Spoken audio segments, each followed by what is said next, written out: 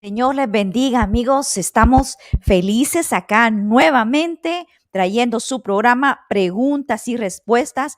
Quiero hacerles la cordial invitación para todos aquellos que aún no se han suscrito a nuestro canal de YouTube, que lo hagan. Nos pueden buscar por Preguntas y Respuestas o también el canal de YouTube de Iglesia Fire Up. También ahí se están transmitiendo los programas. Dele clic a la campanita para que las notificaciones le lleguen cada vez que grabamos un programa y así no se los pierda. La semana pasada estuvimos hablando acerca de lo que es el fruto del Espíritu Santo, hablando acerca de esto, y el día de hoy vamos a hablar acerca de la segunda parte. Vamos a continuar hablando, conociendo esos frutos hermosos que nuestra vida puede llegar a producir. Así que vamos a orar para pedirle a Dios que nos bendiga. Padre, en el nombre de Cristo Jesús, te damos gracias, amado Dios, por las oportunidades que nos das en la vida, Señor. Gracias, amado Dios, porque solo tú puedes cambiar y transformar nuestra vida, Señor. Gracias porque contigo contamos, Padre, para poder ir despojándonos de aquello que nos estorba y ir cambiando y transformando nuestra vida, Señor, produciendo ese fruto, Padre, que tú quieres que tengamos, Señor. Que nuestra vida refleje, ayúdanos, Señor, para que nuestra vida refleje, Padre mío, que tú estás en nosotros, que tu Espíritu está en nosotros, que tu Espíritu Santo está haciendo el cambio en nosotros. Ayúdanos a producir ese fruto, Señor. Padre, solamente tú lo puedes hacer. Encamínanos, Señor, por ese camino de verdad, de rectitud, de prosperidad a tu lado, Señor. Guía nuestros pasos, nuestro sendero. Espíritu Santo, enséñanos el día de hoy esa palabra. Ayúdanos a comprenderla, abre nuestro entendimiento, nuestro corazón para que podamos recibirla y asimilarla, retenerla y así ponerla en práctica. Te pedimos perdón, amado Dios, si en algo te hemos fallado. Señor, y que nos ayudes, que nos uses en este día, Padre, que seas tú moviéndote, Señor. Espíritu Santo aquí a través de nosotros, Señor. Gracias te damos en el nombre de Jesús. Amén y amén. Entonces, hablábamos que Gálatas capítulo 5, versículo 22 dice, mas el fruto del Espíritu es amor, gozo, paz, paciencia, benignidad, bondad, fe, mansedumbre, templanza. Contra tales cosas no hay ley, pero los que son de Cristo han crucificado a la carne con sus pasiones y deseos. Entonces, este es el fruto que nuestra vida debe de producir, que se debe de reflejar en nosotros, que vamos a llegar a tener mediante nosotros, vamos permitiéndole al Espíritu Santo que vaya cambiando nuestra vida.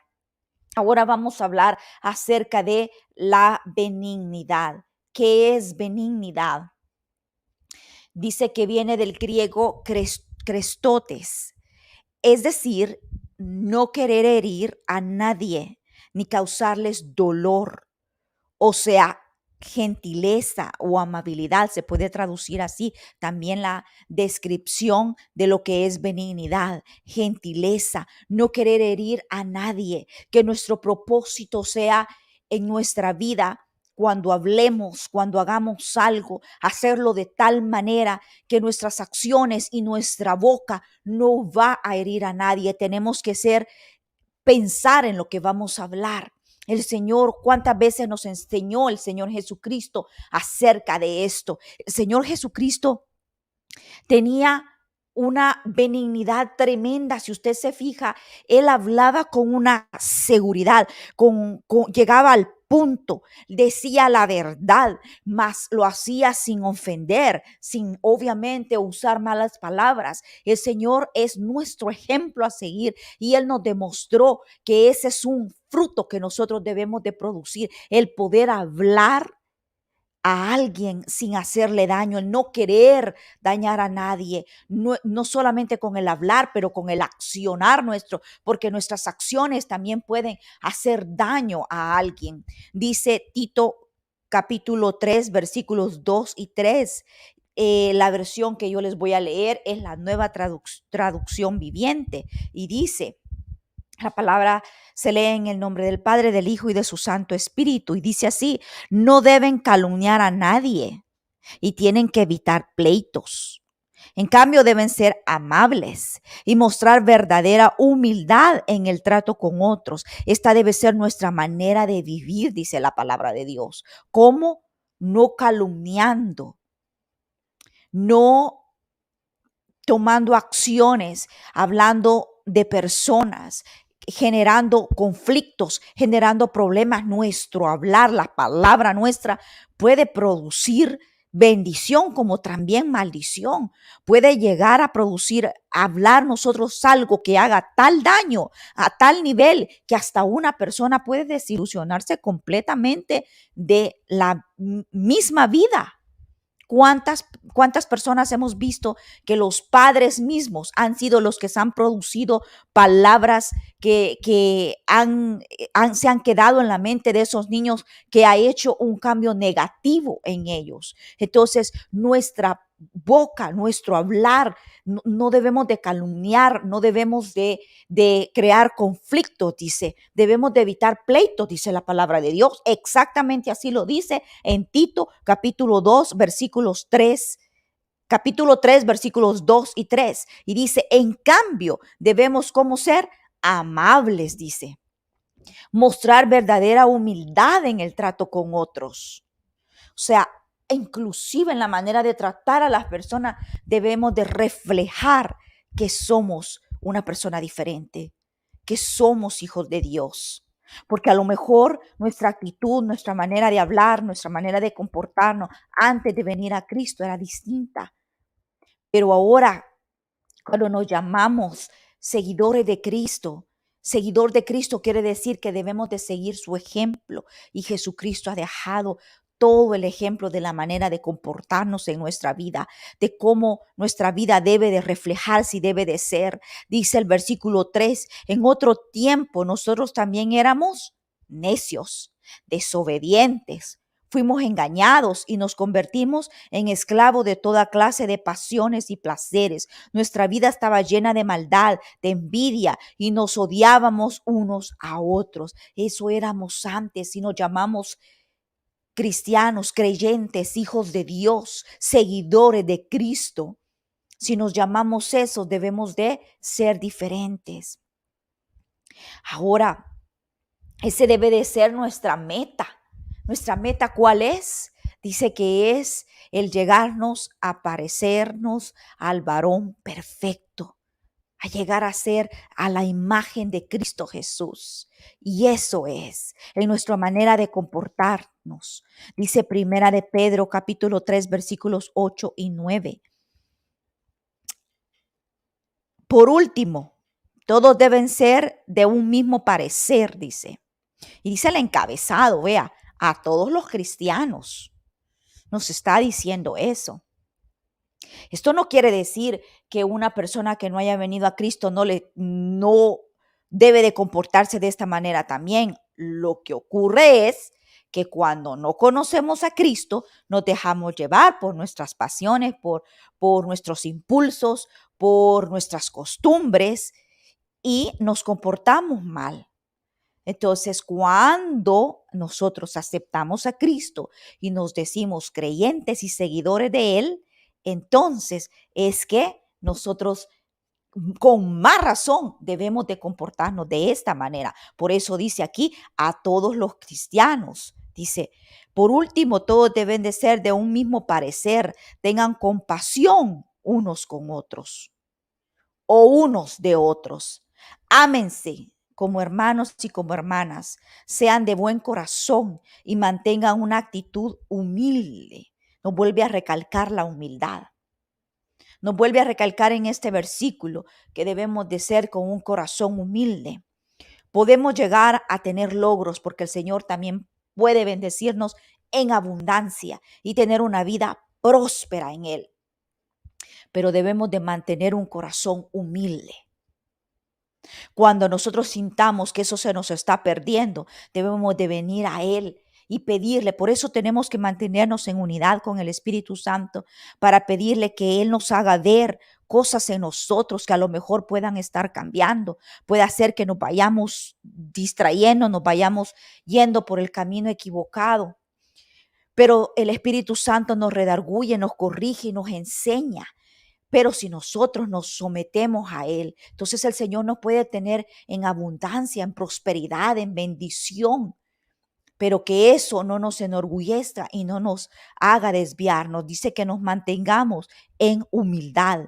No paguen mal por mal. No respondan con insultos cuando la gente los insulte. Es difícil, ¿verdad? Quedarnos callados. Es difícil no responder de la misma manera, pero la imagen del varón perfecto, que es Jesús, no es así. Él no respondía de la misma manera. Más bien, Él nos dio enseñanza de humildad. Cuando Él fue sometido, cuando Él fue humillado, cuando Él fue insultado, escupido, y Él que hizo guardar silencio, quedarse en mansedumbre y en humildad. Entonces, eso es nuestro ejemplo a seguir. Y de verdad nos cuesta. A veces las cosas en la vida nos hacen, como les digo, cambiar el rumbo, hacer cosas que no queremos hacer.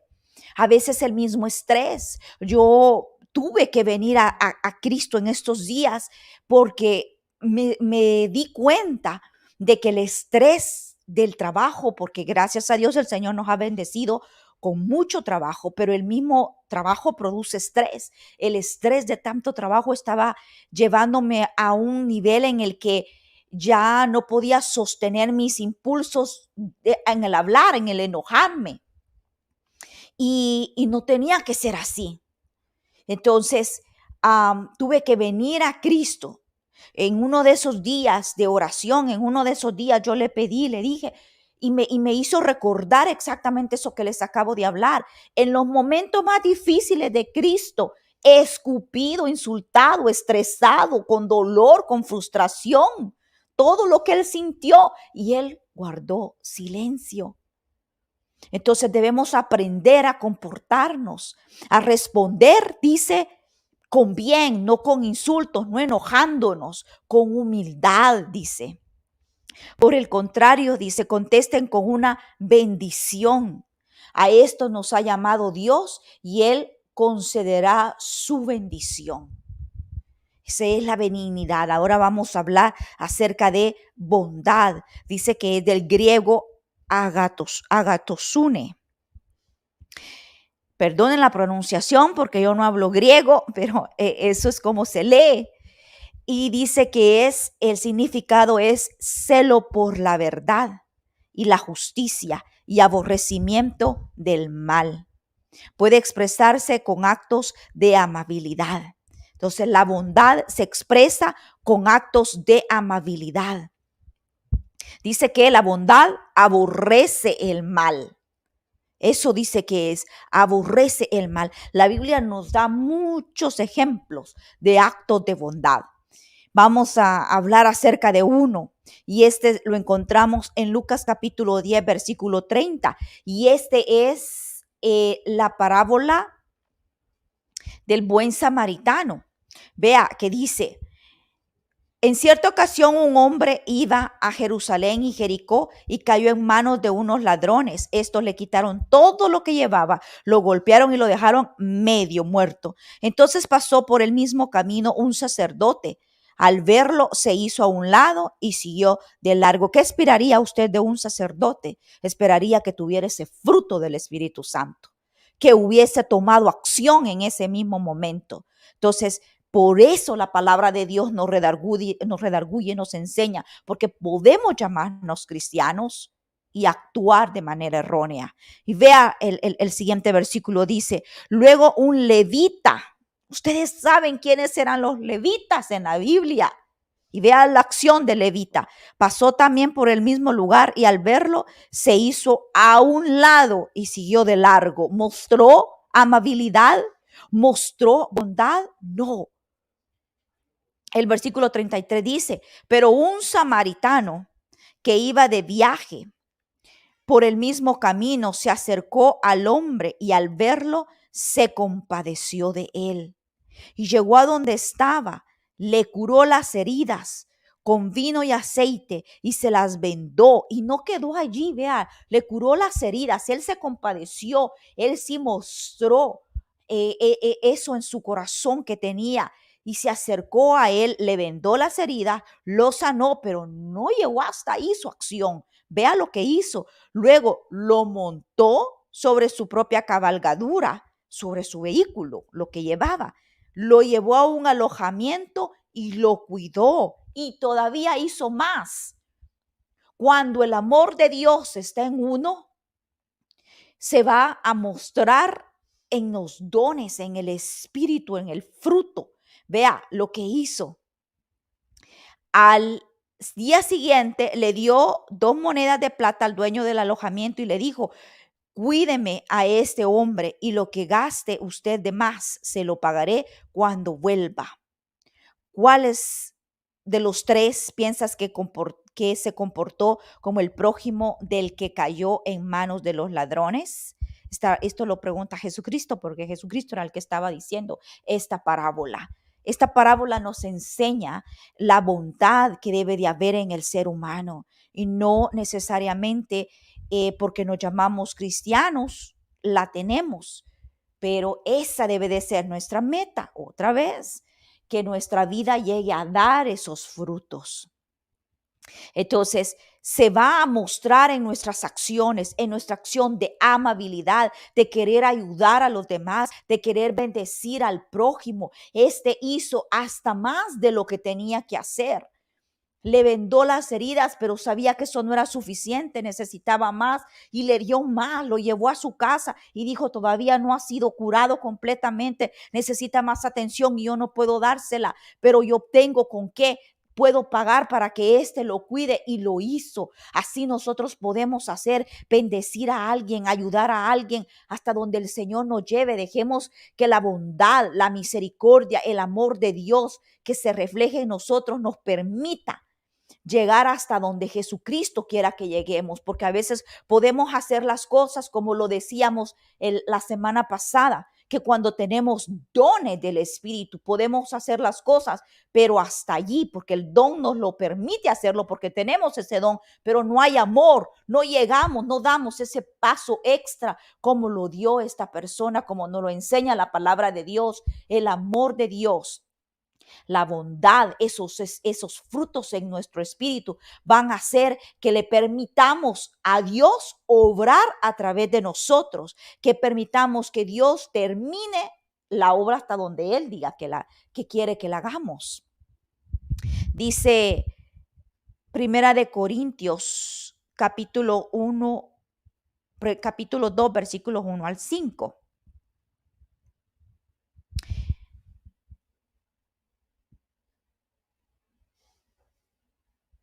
Ok, si nos fijamos, antes de leerles ese versículo, si nos fijamos, dice también que la descripción acerca de la bondad dice que es un aborrecimiento del mal, una corrección hacia el mal. Es decir, que la bondad no permite que el mal exista, debe de haber una corrección en el mal. Pablo nos dio ejemplo de eso. Pablo llegó a corregir al pueblo de Corintio a través de la palabra de Dios, pero con bondad, con mansedumbre lo llegó a hacer, pero hizo eso porque parte de la bondad que nosotros también debemos demostrar es el ayudar a otro al corregirle si está haciendo algún mal, porque eso dice la descripción de lo que es bondad.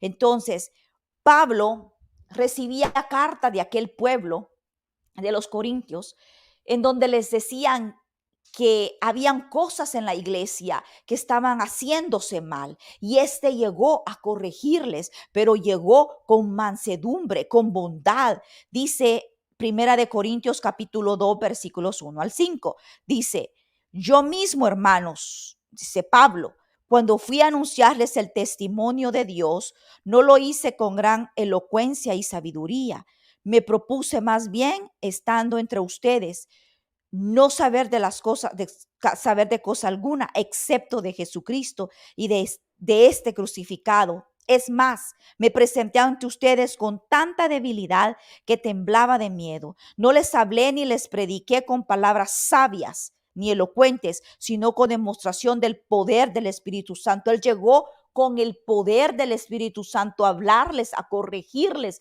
con mansedumbre, porque sabía que el pueblo estaba actuando mal. Y parte del fruto que nosotros debemos de dar es poder corregir a alguien, pero con mansedumbre, con bondad, no con ese espíritu de autoritario y de mandar, no de esa manera. No es la manera que la Biblia nos enseña. Pablo llegó con bondad, con mansedumbre, con ese corazón quebrantado porque le dolía, porque amaba a ese pueblo de Corintio. Él les amaba de una manera genuina y él se dolía de ver que el pueblo estaba cayendo en cosas que no debía. Entonces él, con ese corazón, podemos ver cómo Pablo sí traía reflejado esos frutos del Espíritu. Pablo los tenía y él lo ponía en práctica. Entonces el Señor quiere que de la misma manera nosotros actuemos en nuestra vida. Seamos amables, seamos bondadosos, caritativos, que tengamos amor en nuestra vida y que también parte del fruto de nuestro es, si nosotros vemos que alguien está mal, poderse corregir, pero corregirle con amor, con bondad, con gentileza, no con el temperamento autoritario y con grandeza, porque nos creemos más que alguien. Esa no es la manera, ni es no es el fruto que nosotros queremos reflejar en nuestra vida. Otro fruto es fe. Hablar de fe es un tema grandísimo, es un tema que pudiésemos haber hecho solo un tema acerca de fe y a lo mejor lo hagamos más adelante. Pero aquí nada más lo vamos a tocar desde este punto de vista que lo vamos a enseñar ahorita. La fe es otro fruto, dice que viene del griego pistis, y dice que es lealtad firme y constante a una persona a quien se está unido por una promesa. ¿A quién usted y yo estamos unidos por una promesa? Al Padre. Estamos unidos a Dios por medio de una promesa. En el Antiguo Testamento podemos ver la fe, el concepto de fe, lo podemos ver a través de Abraham, cuando éste fue proclamado justo, cuando creyó en una promesa. Este creyó en la promesa de Dios. Lo vemos en Génesis capítulo 15, versículo 6, y dice, y creyó. ¿Qué es creer? Es tener fe, es tener confianza. Creyó a Jehová y le fue contado por justicia. Entonces, vemos cómo el tener fe es un fruto del Espíritu. Lo podemos ver y de esta manera lo podemos entender mejor, lo podemos conocer a través del Antiguo Testamento. Un ejemplo es a través de Abraham, como se los acabo de dar. Ustedes saben que a ese se le llama el padre de la fe. Entonces, este versículo nos dice que Abraham creyó y le fue contado por justicia. Habacuc 2:4 dice, he aquí que aquel cuya alma no es recta se enorgullece, mas el justo por su fe vivirá. Aquí este versículo nos está hablando a un nivel todavía más arriba, más alto, porque nos está diciendo que la fe que nos va a dar vida. La fe va a hacer que nosotros tengamos vida. Porque aquí dice, he aquí, dice, aquel cuya alma no es recta se enorgullece, mas el justo por su fe vivirá. ¿A quién se le llamó justo? Se le llamó justo a Abraham. ¿Qué pasó al llamársele justo a Abraham? Su fe se le fue contada por justicia. Este fue libre, fue vivo. Este tuvo vida eterna por su fe. Y a nosotros se nos está diciendo que nuestra fe nos va a dar vida. Vamos a verlo, vamos a explicarlo un poquito mejor. ¿Cuál es esa promesa que nosotros tenemos? Romanos capítulo 4, versículos 18 al 21. Vamos a leer Romanos capítulo 4, versículos 18 al 21 dice: Él creyó en esperanza contra esperanza para llegar a ser padre de muchas gentes, conforme a lo que se le había dicho. Así será su descendencia.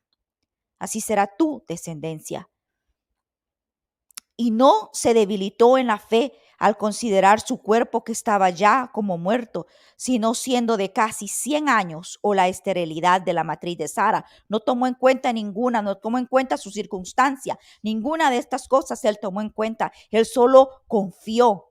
Tampoco, dice el versículo 20, dudó por incredulidad de la promesa de Dios, sino que se fortaleció en fe, dando gloria a Dios, plenamente convencido de que era también poderoso para hacer todo lo que había prometido, que Dios podía cumplir esa promesa que él había prometido.